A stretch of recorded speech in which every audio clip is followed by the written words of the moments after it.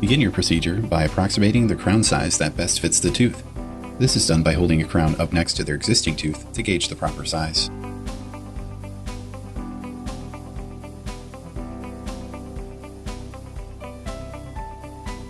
Start your reduction by reducing the incisal edge of the tooth.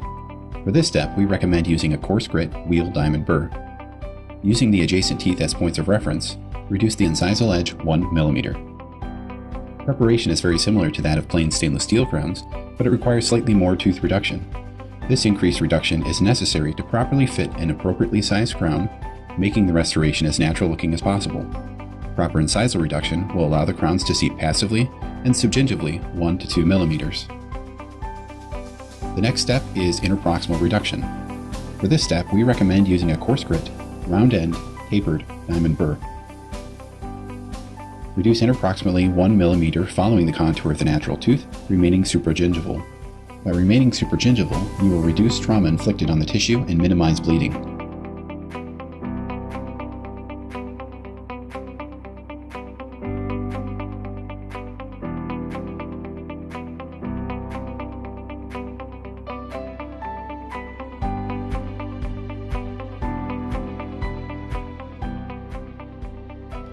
Now, begin your facial-lingual reduction.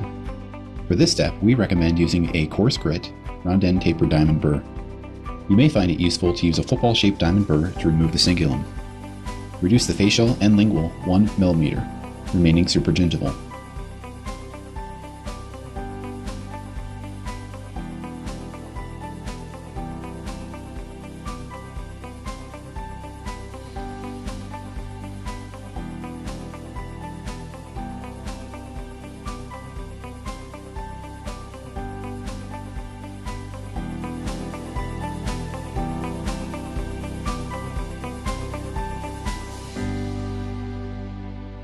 Once your facial-lingual reduction is complete, begin your subgingival reduction.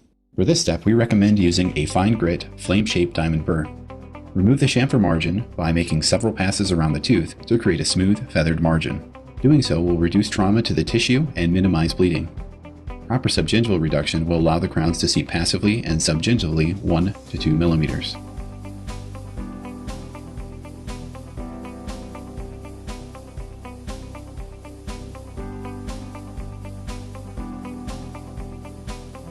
Try your selected crown size and verify the crown fits passively and completely. The most important key to remember when placing zirconia kinder crowns is that a passive fit is required.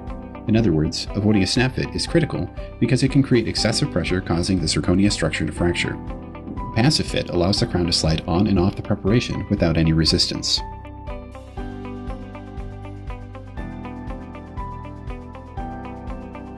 Next, rinse the preparation and crown to remove any blood and debris. If hemorrhaging continues, apply pressure using a 2x2 or copper cap until hemorrhaging subsides. Some clinicians use a hemostatic agent to speed up this process. After your crowns have been thoroughly cleaned, completely fill them with your cement of choice. If the crown is not completely filled with cement, blood can get inside the crown, causing the restoration to discolor over time. This cementation technique also removes inadvertent voids in the cement, ensuring proper retention. Many dentists are using a straight glass ionomer, such as Ketaxin, with zirconia kinder crowns.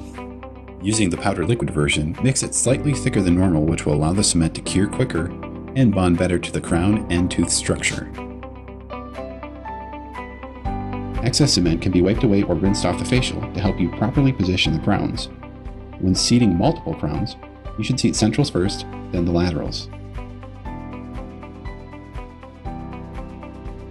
Once placed, apply consistent, even pressure, do not disturb the restoration, and allow the cement to set according to the manufacturer's guidelines. If you need to sterilize a zirconia kinder crown, I recommend autoclaving. Prior to autoclaving, you may need to run them through an ultrasonic cycle with alcohol.